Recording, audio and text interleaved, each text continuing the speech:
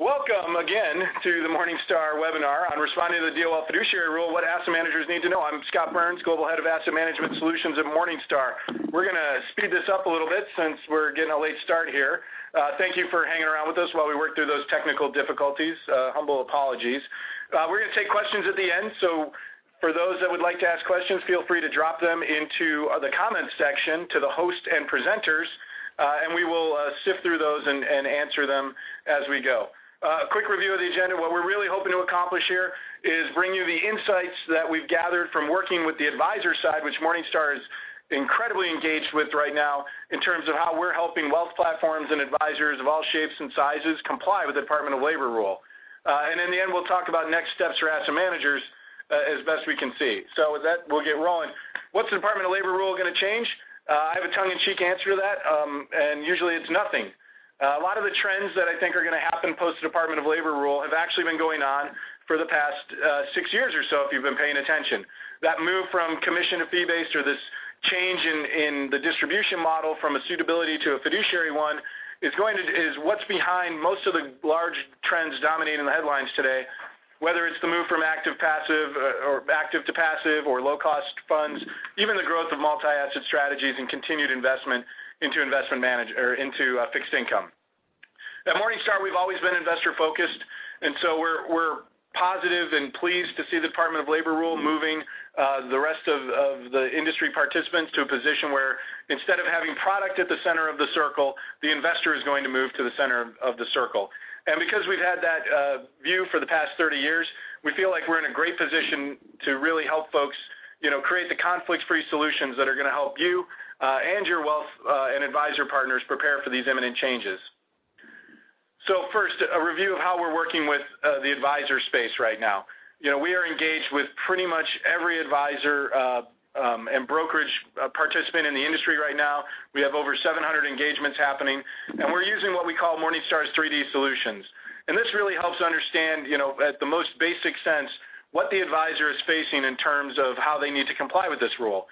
And that is that they need to determine, demonstrate, and document that they're always acting in a conflict-free, best interest mode for their clients. And so we are working with them on proposal systems because that documentation is critically important now. And I would say, there's one I think, misnomer out there in the industry that in existing, think of an RIA or other fee-based fiduciary type advisor out there, that the Department of Labor rule doesn't affect them at all. And one of the best things you can do for that client is dissuade them of that, because the document part is a huge imposition on those folks as well. Even though they may be complying in terms of best interest standard, they now are required to document every step of the way that they're always doing so. We're working with advisors on their product shelves, and we're going to get into detail around that, constructing, why a certain fund product is on a lineup and why it serves in the client's best interest, again, in that documented, substantive way. We're also working with folks on their plan sponsor and fiduciary services, and a lot of the changes that the Department of Labor scrutiny is going to bring to how advisor platforms and advisors deal with plan sponsors. And last but not least is education and training, because as much technology lift as this is, we need to recognize that this move from suitability to fiduciary is a huge culture change for folks at the industries, and also the organizations that employ them. So what do these changes mean for asset managers? Well, as the advisor changes, your asset manager is going to have to change with them. It's going to change how we distribute. You're going to have to think about new compensation models. It's going to change how you market to folks. As they start responding, again, putting the client at the center of the diagram and not necessarily the product, you're going to have to really engage in a way that resonates with them like that. And manage, how are you going to think about your own product shelf? What's out there, why it exists, and what you're really going to focus on and be excellent at as folks hold a fiduciary and best interest standard when evaluating your products and their client lineups. So as we work with advisors, one of the things to bring to focus is where their heads are at right now. When we're talking to advisor platforms, they're working through, we think of this four-step process that's really at the highest level. The first is goal planning and risk tolerance. You cannot underestimate the amount of technological and cultural lift that is ongoing at many wealth platforms right now to bring goal planning into place for their advisors. And a huge part of goal planning includes data aggregation as well. It's going to be extremely important to think about and realize now that when you encounter an advisor, before you may have occasionally found a needs assessment, you almost always found a risk tolerance questionnaire. That was a world of suitability. But in a world of fiduciary, how do you know client's best interest if you don't actually know the client? And so we're working very hard, along with others in the industry, to help bring not only the data transparency to the clients, who they are, what they own, where they work, what's happening in their families, but also bring them the goal planning tools to get there. And so now when the advisors have those goal planning tools and they have all that data, they're going to come to you armed not necessarily with a model portfolio, but with a set of financial plans and financial objectives. We're working very hard on portfolio analysis and 401k plan analysis for advisors. And we're going to delve into this in a second, but prior to the Department of Labor rule, if you walked into an advisor's office and said, you know, the moment has come, I've retired, what should I do with my 401k plan? The advisor was totally fine saying you should roll those assets over to me. Well, part of the Department of Labor rule out now says, no, it's not okay to just say, yes, you should roll. You must actually do a test to determine whether or not it is in the client's best interest to move from a 401k to an IRA. And now 401k to IRA rollover gets most of the attention because that's the biggest change, but embedded in the Department of Labor rule is actually a change between any plan. So if you're rolling from an IRA to an IRA, you must do a test. And if you're rolling from a 401k to a 401k, if anyone is going to give you advice on whether or not you should roll, there must be a test. And I'm going to skip over investment strategy for a second and say, you know, the other area where the advisors are really putting a lot of attention right now is in proposal generation and documentation. And so this is where that tracking, this is where that documentation is going to happen in terms of taking the client's financial plan and then mapping it to the best interest, both in terms of things like asset allocations and also product considerations. And last is then thinking about the investment strategy. So I put the investment strategy at the end because in our working with the advisors over the past several months, again, cannot underestimate the amount of focus inside of these organizations that has been happening around the technological lift required to bring goal planning and a much more robust proposal generation and documentation system in place, right?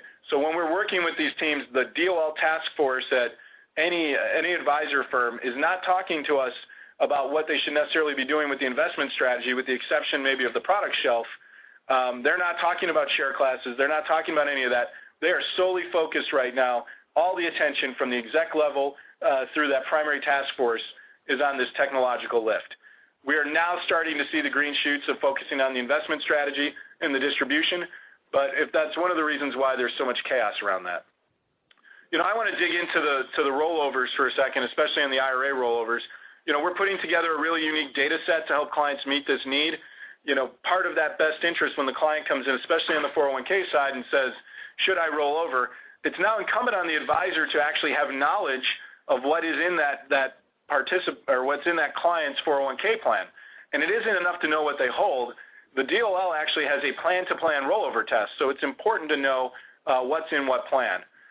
Bringing transparency to this is a key focus for us. We made an acquisition about 9 months ago of a firm called Right Pond that brought us a strong foundation of Form 5500 reports, and there's critical data in there. But Morningstar is also plugged into and working with record keepers on that data, also bringing it into our data aggregation, plan of participant disclosures, and of course at Morningstar, you know, we're a leading provider of securities data and company data. So whether that 401k plan has ETFs, mutual funds, CITs, or company stock, we have that data. And so we're marrying that all together so that from the advisor experience, they can ask the client, okay, so you didn't bring your statement. Where do you work? I work at Coca-Cola. Fantastic. We can bring that in and then do a comparison. You know, after that data is served in, then there is actually the test or the best interest advice model that we're looking at here. And Morningstar, we're working very hard right now to develop a rollover methodology to help advisors understand, is this plan better than that plan? Is this 401k plan as good or is this IRA as good or better than the 401k plan my client was in? We're feeding it with that data. We're using our methodology. If you're familiar with our paper, alpha, beta, and now gamma, we had 5 factors where we valued the value of financial services. We've expanded that to 11, so you can reach out to your Morningstar representative to get some more color on that. But we do think it's really critical when looking at this plan-to-plan test to go beyond just the fees and the quality of the funds associated in the plan. We need to dig deeper. We need to look at the ability to structure the right portfolio for the right risk tolerance. We need to look at the ability to match that investor's personal financial goals with what's available on the shelf. And we also need to look at the services that are rendered. I've personally done a lot of work on this rollover methodology and helping to develop it, and I would say that it's changed my thinking on a lot of things. I used to think that rollovers would be a lot harder in the future, and while I would say that it's not going to be the 100% answer that it used to be, if there is anyone in your firm that thinks rollovers are dead, you can have them call me and I will dissuade them. We are still going to have rollovers in the future. There's a ton of benefit to having a financial advisor. That doesn't mean plans aren't going to have to change. It doesn't mean compensation models aren't going to have to change, but it is so far away from being the death of rollovers that you can't even imagine it. So rollovers are going to continue. I think they're going to be a function of how much money an investor has at the moment of retirement and where they are in their life cycle, because that actually calibrates with where they get the most advice and most value from their advisor. You know, one of the other things that really my mind changed on when it came to the rollover, came to working with the rollover methodology was the future of annuities. And if you would have asked me 3 months ago, what's the future of annuities, Scott, I would have said, not very good, I don't think. I mean, it was very clear that the Department of Labor had annuities in their sights when they proposed the rule.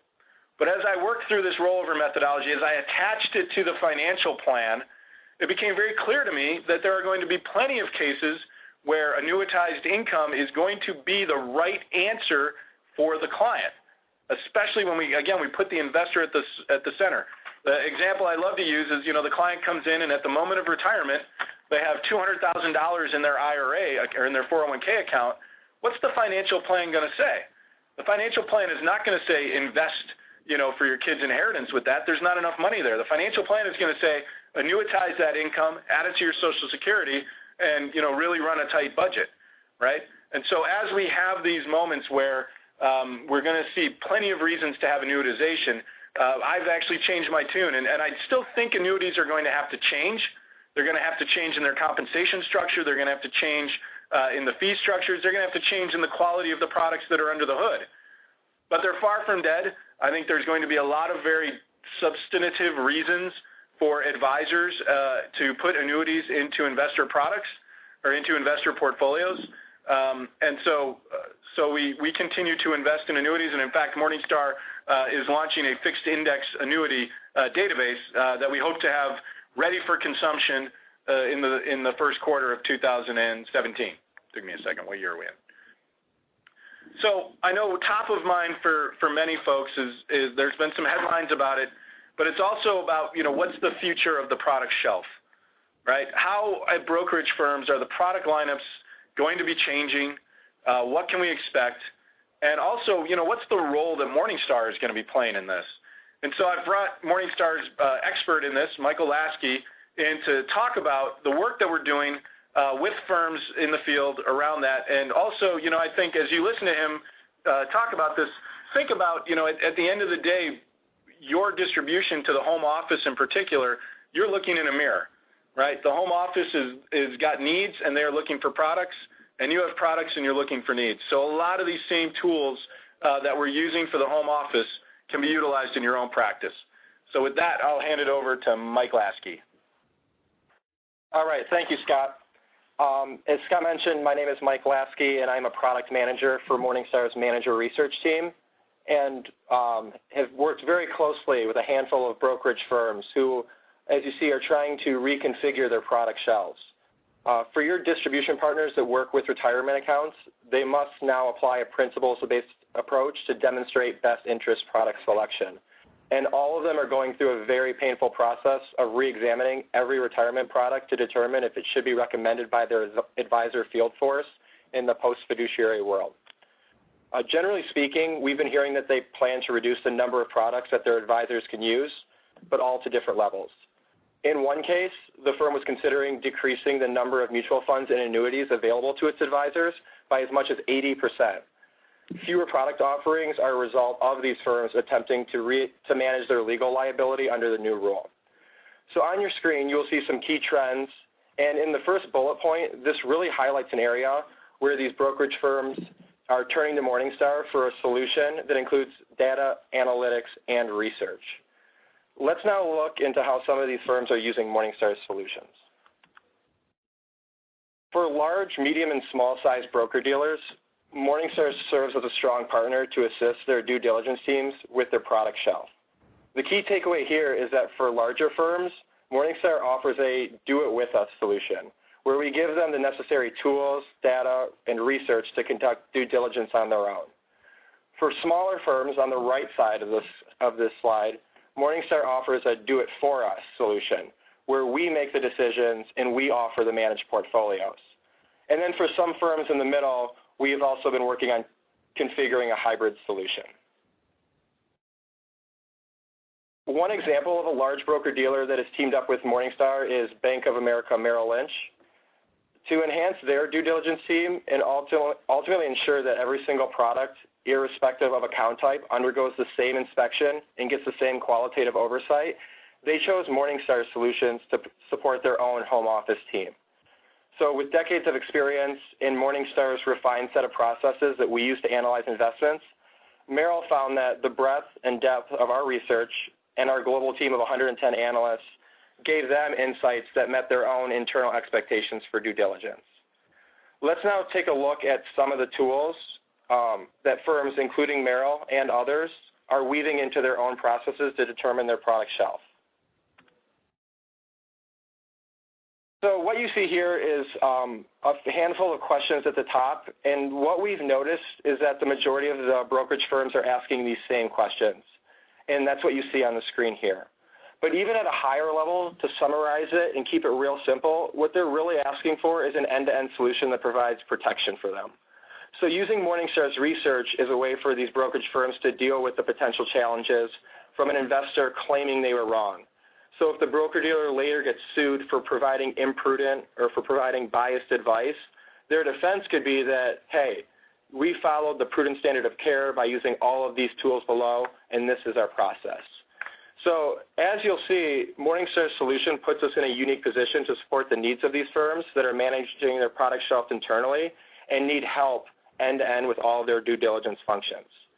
So this solution combines research reports, ratings, software, tools, and proprietary data with access to Morningstar's manager research analysts.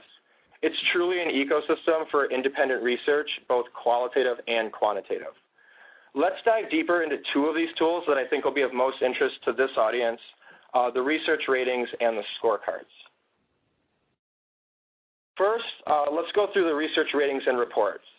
So on the left, the Morningstar rating, commonly referred to as the star rating, is a quantitative ranking of risk-adjusted return and dates back to 1985. To the middle column, Morningstar hired its first fund analyst in 1986, but the manager research team at Morningstar was given a huge boost in 2011 when the Morningstar analyst rating was released and really brought the entire research process into a single harmonized system. Morningstar considers the new analyst rating, what you see in the middle, to be an aptitude test that is intended to supplement the star rating, which is more of a backward-looking achievement test. On the right, we also support due diligence teams with the Morningstar sustainability rating. So let's get back to the product shelf discussion. Before, broker-dealers may have had varying agreements with different asset managers on many different levels, including fees, but now they need to demonstrate that their recommendations are in the client's best interest, irrespective of any previous agreement. As a result, they're going to rely on Morningstar's ratings, seen here, as an impartial source coming from an independent third party. Through this analyst rating in the middle, Morningstar's analysts, which I mentioned there are 110 global, are providing forward-looking insight, and we've already seen many broker-dealers decide to use this rating as part of their prudent process for making investment recommendations. Together, the analyst rating with the 7-page analyst research report really gives these due diligence teams and investors a complete, powerful tool to assess funds and make informed decisions.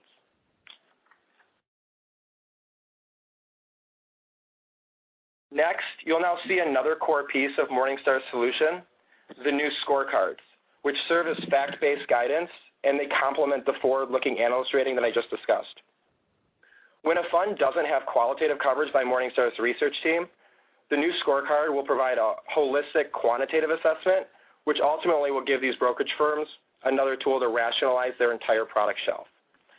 In this example, the scorecard groups each fund into its respective quartile, and as you can see at the top with the American Fund strategy, this is an example of a fund receiving a gold qualitative rating, and then also from a quantitative standpoint, it places in the top quartile as well.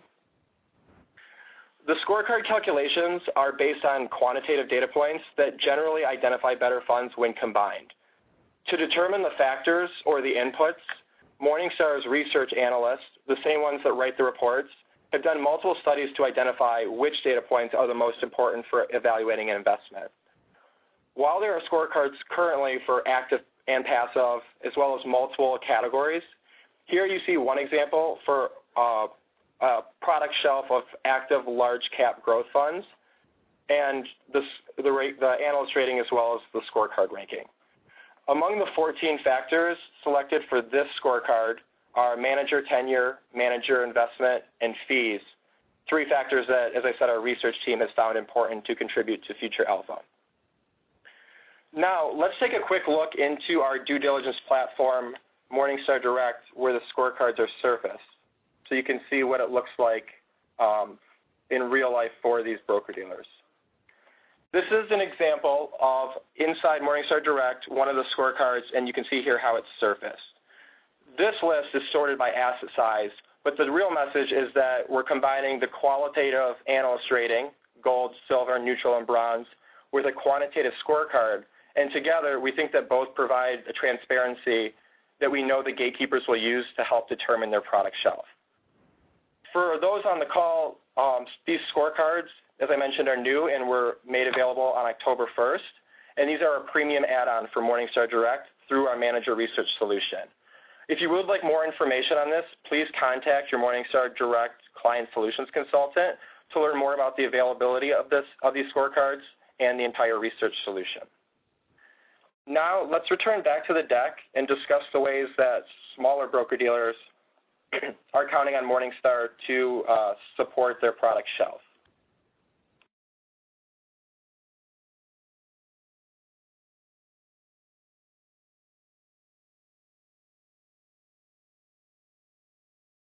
For more of an outsourced solution, which we saw earlier that's really interesting to smaller broker-dealers, Morningstar Investment Management delivers asset allocation, investment selection, portfolio construction, and management capabilities, all informed by Morningstar's research and proprietary data.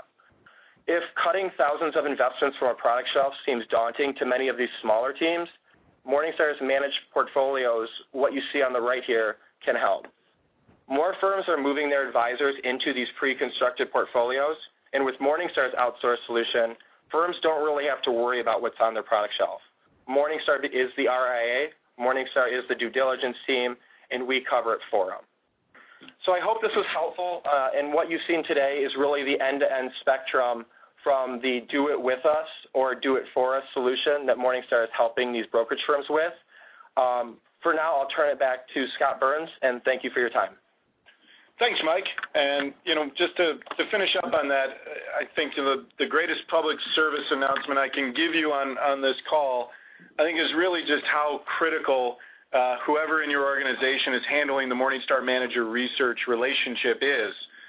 It was always important, but while Merrill Lynch is the only public deal that we have out there, I can tell you that there are several others that are signed and just aren't public, and many, many other conversations that we are having with folks who are looking to, either work with us, work along, or do it themselves, but use our tools, work alongside of us using our analyst research in addition to the tools, or even to outsource it to us. So this is amazing. It's really important for folks to stay focused on, just how that shelf's going to change. Quick reminder on that, too, if you have questions, please send those questions and comments in to the hosts and presenters. Also to let you know that we'll be sending out a survey after the webinar and talking about the results that will be shared with participants. Now, talking to the future distribution model, I wish I had some really definitive things to say about what's the future going to be in terms of revenue share and product selection and share classes. The number one thing I can say is that, if you're able to, if you're feeling like you feel confused and you don't know that there's a lot of answers out there per se to what's happening in the marketplace, and are people going to go pure advisory? Are there going to be specific share classes per firm? From our vantage point in working with advisors, the answer is all of the above. And it is very chaotic right now. So if you feel that you don't have a good handle on what's going on, you don't have to worry that you're missing something and you're not, and that you're all alone in that. I don't think anybody has a good handle on it. The advisor firms are continue to struggle with it. I know there's been some announcements out there. Merrill again, has made an announcement that they're going more the pure advisory role. I think there's a lot of firms that are going to have to hybrid things and change over time. But there are a lot of firms that are still looking to keep, a commission type structure that is allowable under the BIC or the BICE engaged. And whether that manifests as individual firm-specific share classes or using products that are already available, the unfortunate answer is I think there isn't going to be a cohesive answer from the distribution industry in terms of what it is you need to do and to work with these firms. I'd also say that a lot of the chaos is being caused by the iterative nature of what's happening inside of the advisor firms. So I think of this process as a giant snake eating its own tail. And so you can have, one end on the product side come up and say, yes, we're still going to have revenue share and we're still going to, do commissions and it's going to be 300 basis points, and then some amount of trailer at the end. But when that connects with the other part of the circle that's looking at the IRA rollover and trying to value, how that's going to work when you look to compare that against a 10 basis point target date fund coming from a 401k, I personally don't believe that there's enough gamma there to overcome some of that. So we're going to keep having this iteration. There's a whole workflow they have to go through from rollover testing all the way to the BIC and the best interest contract. And, at the end of it, I don't think people are going to be trying to solve those other two factors for what the distribution model is going to be going forward. Quite opposite, the distribution model will ultimately be getting solved by what's going to be an effective, level of compensation that will be able to optimize their ability to still take rollovers and do, other services versus what will also pass the BIC and the BICE. So, continue to see a lot of evolution in that. I mean, I think we are going to see some more decisions getting made. But even people that have made some announcements, if you're wondering, boy, they really went silent. Again, I would point back to, how this is going to work inside the entire proposal workflow. And that's where these things are kind of falling down. So there's one last thing, just to put on your radar that the advisor world is having to deal with, and we've got a solution for it, but, I think there's going to be some other solutions. Either way, folks are going to have to deal with this, and that's around the DCIO space. I travel around the country. When I talk to asset managers, without a doubt, one of the number one areas of focus for most folks is on that DCIO space. And I think there's going to be some really dramatic change to the marginal DCIO that's out there. The scrutiny from the Department of Labor rule, many of the firms are looking at the folks that are kind of being the DCIO on the side, if you will. And they're realizing that they're not really standing up to the fiduciary standards that the Department of Labor is going to ultimately require from them in terms of servicing a 401k plan. And so that puts these broker-dealers in a really tricky spot. They've got small plans, they've got advisors where it's not a core part of their business, and what are they going to do? Are they going to kick the plans to the curb? Are they going to add more retirement specialists, which is generally expensive and not always successful? Or are they going to look to outsource it? We think a certain amount of them, we think the industry is going to pick 1, 2, and 3 to varying levels.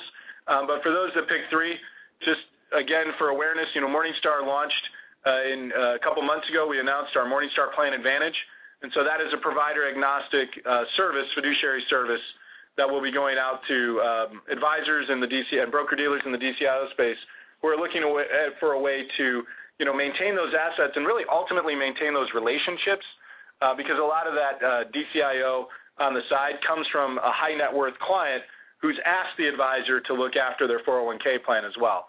So hopefully it's a win-win for folks, but again, people are going to make decisions, I think, along the spectrum of 1, 2, and 3 for that.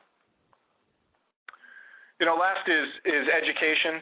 And I mentioned, as much as the technology focus is happening, there is a huge culture change that is going to have to happen inside the advisor workforce. And we think that's something that you need to be prepared for and understand. We partnered with the American Retirement Association to bring education and training modules. There's other firms that are out there. We met with the FSI yesterday, and that's been a big focus for them, templates and training. But the reality is we're not, I don't think, going to be able to turn the 250,000 advisors in the U.S. on a dime from working in a suitability standard to a fiduciary standard. So even things as basic as what does it mean to be a fiduciary are things that we're working on. And I've had a lot of asset managers ask us, is there help that Morningstar can provide for us, for our sales teams, for our internal teams around that? The answer is maybe. So, we're happy to talk to you about that. I think it's a mirror. So if you've got a wholesaler who's looking in the mirror, I think it'd be good for them to understand, the perspectives and the training that the advisors are getting. So either way, I would say, the one thing to I think really pound home, as I've found talking to asset managers, is that culture of suitability is really deep in our DNA, and it's really hard. I've heard multiple people say, oh well, it's okay with FINRA standard XYZ, or we'll just disclose it and we'll be fine. Or the worst is when I hear people say, oh, we'll just BIC it and that'll be okay. I think it's really important to know that there is nothing in the BIC or the BICE that exempts you from acting in your client's best interest ultimately.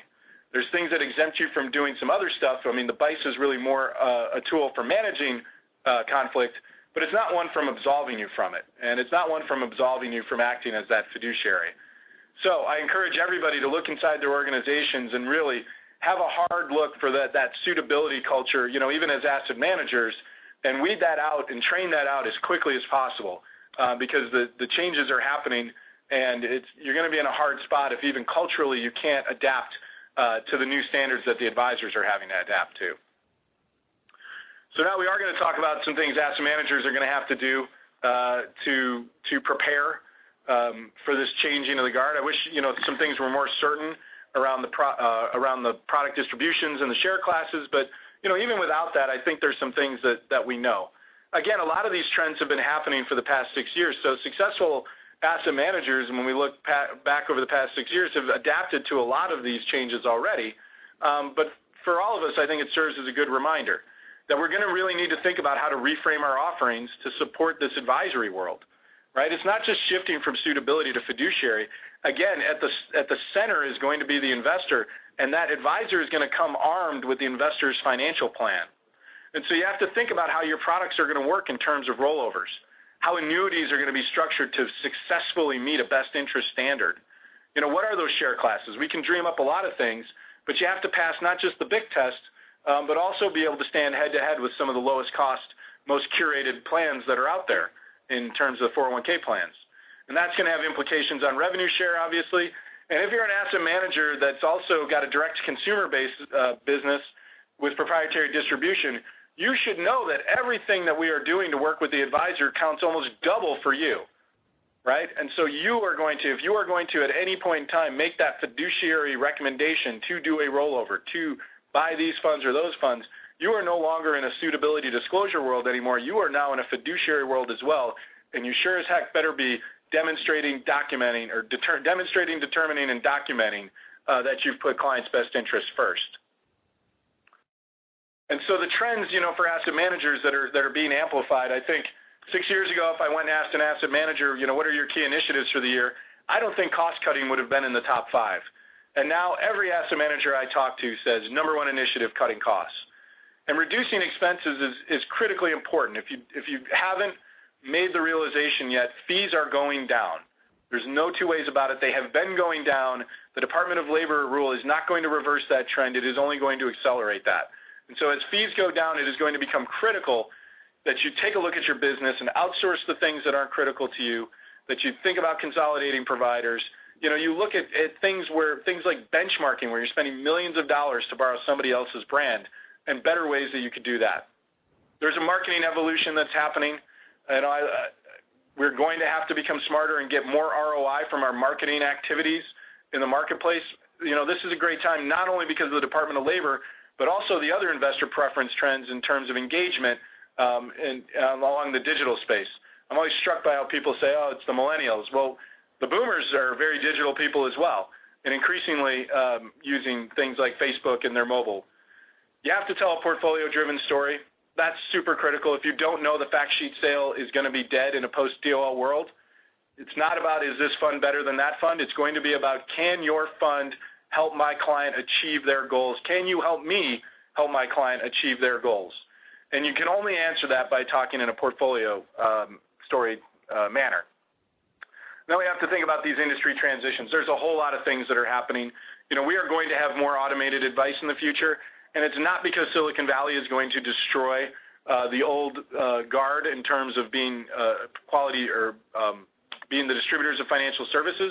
It's because the financial services companies are going to have to adopt automated advice to deal with all these small accounts that they can no longer support with full human interaction.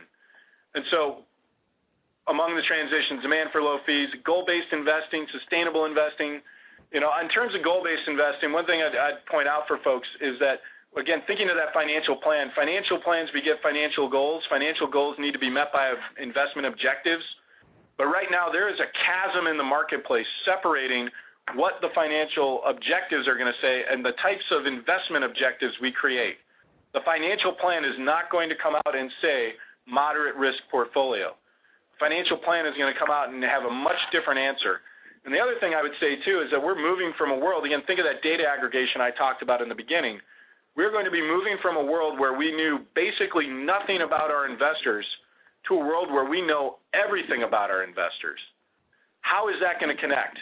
And I've challenged asset management firms and the strategy teams and the product development groups and the marketing organizations around the country to say, are you building products for that data-driven world? Are you building the products of the future for this financial planning-led world? Or are you building the products for yesterday where we try to optimize stocks versus bonds because that was the best thing we can do when we don't know anything about anybody? I think there's a better way, and I think there's a lot for us to do. And, of course, sustainable investing. As we put the investor at the center, sustainable investing is growing in the U.S., but it's going to take on even more importance, I think, when you think about the advisor being able to sit down with the client and say, I built you the best portfolio matched to your needs I could. I picked the best securities available, managed costs, managed risks, and at the end of it, it's going to leave the world a better place for your children and grandchildren. I think that's a really hard value proposition or message to beat, and the advisors are going to be adopting that more and more because the emotional connection that they can get from the investor when they can bring in that sustainability aspect. So digging in, tactically, one of the requirements of the Department of Labor rule is that you're going to have to play a much better role in supplying data for point-of-sale documentation. If you don't know what I'm talking about, that means that at that point of sale, the Department of Labor has really made it pretty explicit how we have to call out all the different components of the fees investors are paying. Many asset managers right now are supplying that data back to their wealth partners, but they're doing so in an Excel spreadsheet to the product manager at XYZ brokerage.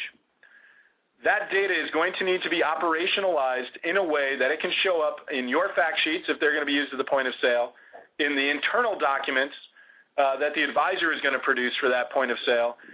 They cannot live in Excel anymore. And so we think that's going to be a great challenge for folks. We think this is going to be a good time to, one, capture that outsourcing benefit and rethinking how you're producing your fact sheets. But two, and also, thinking about how to evolve that process in a way that will be much more nimble to deal with, God forbid, a world where we have 17 different share classes exist for 17 different brokerage firms, right? I think the stress on many of your firms' existing fact sheet and marketing systems around that is going to be too great, and you're going to get the information too late to be compliant by April. It's not going to be a good spot to be. And we're here to help with that. We're going to, again, culturally, we're going to have to change just even how we go to market with advisors. I hear a lot of folks talk about how their sales team is now consultants, but they're not really acting in a consultative way. And that consultative approach is going to be important to, again, help them justify that the investment choices they're making are not only in the client's best interest, but actually will help in improving those goals. And so, with that, again, this brings back the portfolio-driven approach. It isn't enough to pitch products anymore. That trusted consultant has to be there to say, in a very genuine way, that if your client is looking for, income and growth in their portfolio, for example, it's an obvious one, this is how the addition of several of my products is going to help that portfolio be better than the portfolio that you have today. And the best in the business are utilizing risk models. They're bringing a lot of transparency to things like strategic beta, which are complex but deliver that factor-driven attributes into the portfolio. Thinking about firm-level metrics, right? How not only did I pick a good fund, but I picked a good fund company, right? I mean, that's part of a fiduciary's job. And also thinking about things like active share and just all the other nuances. I think one of the most important things to remember, too, is that when you move from that fact sheet sale, from that product versus product sale, or one of the reasons to make that move from that product versus product sale is that in the future, if not now, when you're comparing this fact sheet to that fact sheet, there is only going to be one constraint that's going to rule them all. And that constraint is going to be fees. And unless you are a low-cost ETF provider on this call, you are probably not going to win that. But if you can open it up to the portfolio conversation, you can open it up to all the constraints. You can open it up to risk. You can open it up to return. You can open it up to sustainability, right? And so moving to that portfolio discussion will allow you to tell that much more nuanced story and ultimately help the advisor, fulfill their fiduciary obligations. And we're working with a lot of folks on your marketing teams right now, modernizing marketing channels. Asset managers do the strangest thing when it comes to marketing. The experience on their digital web presence is completely divorced from their in-person experience. So think about that. The message your wholesalers have out to the marketplace, how related is that to what's going on your website right now? We'd never buy a car that way. You wouldn't go to the Audi website and have one experience and go into the showroom and get told something totally different. No. I mean, we expect consistency across these things, and advisors at the end of the day, and institutions for that matter, are human beings. We have a consumer product experience everywhere. And so if your organization has not made the move to hook its CRM up to its website, that needs to happen ASAP. If they haven't made a move to align what's happening on the website with the types of conversations your wholesalers are having, that needs to happen. But most importantly, if you're not, using the right types of tools and workflows, whether they come from Morningstar or many of the other providers that are out there, you're not going to get the critical information that people on your website will give you in terms of what they're interested in, what they hold, and how you can best help them. So the best in breed, websites out there are doing things that are generating ROIs that would blow your mind. I can only speak to the firms that we work with. But we have one firm that's using one of our tools right now. It's a simple X-ray tool. And because they've hooked it up to the CRM, we can actually get this ROI data. In 1 month, they got 1,200 illustrations run on the tool, and it generated a 24% conversion rate. That equaled $100 million in AUM in the first month that it was up. And so that's the type of measurement that you should come to expect from your digital marketing organization. That's the type of thing that you're going to need to have, in this much more cost-sensitive world. It's really expensive to have people out there in the marketplace, but if you can bring people in through the portal, have them give you incredibly valuable information about themselves, and they will do that if you help them complete these jobs that we have here, these user needs, you will be able to capture the needs, the interest, and be able to send the signals to your CRM that this person has come in looking, for sustainable investing. They ran a portfolio, and here's who they own today. And then they looked at how we think about sustainable investing. All, for example, check, check, check, and the signal goes to the CRM to tell the wholesaler that they're ready to buy. That's modern marketing. That's the move that we need to get to. There is a very few handful of firms in the U.S. right now that do this well. Globally, it's even fewer. And so, we need that change to happen. It's not going to happen overnight, and it has to happen up and down the organization as we think about it. Last but not least, this just ties back to what Michael talked about. You have to think about what your product shelf is. I think it's an unfortunate circumstance that, it was because of the distributors' demand that asset managers created the preponderance, I wouldn't say the preponderance, but the proliferation of funds that we have out in the space today. And it was because of that demand that you spun it up and you put it out there. But I think if we all take a hard look at our products, at our shelves, at the internal shelf, if you're at an asset manager, the funds that you manage and operate, there's a decent amount of funds that either you're not great at, they're not getting focus, they're not where your best interest lies.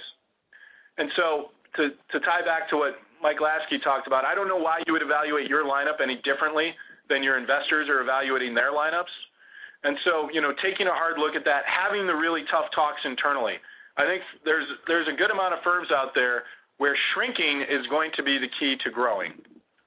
So that's the end of my prepared remarks. We've got a couple questions, and I know we're running a little short on time. There's our world-famous disclosures that we have to have. So I'm going to take the first question here. How does the integration of open-end, and by the way, if you have other questions, feel free to ask.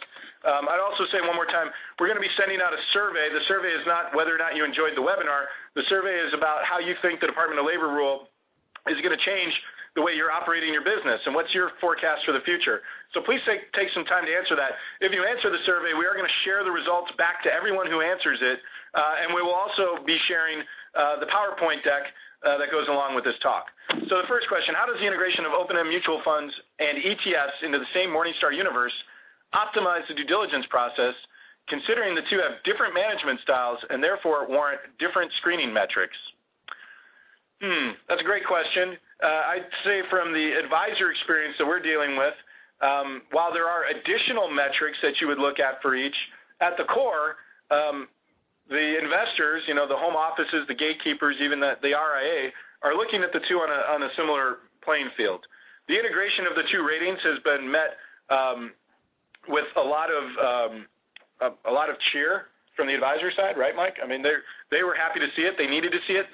Many of them were spending a lot of time in our systems taking open-end data and categories and combining it with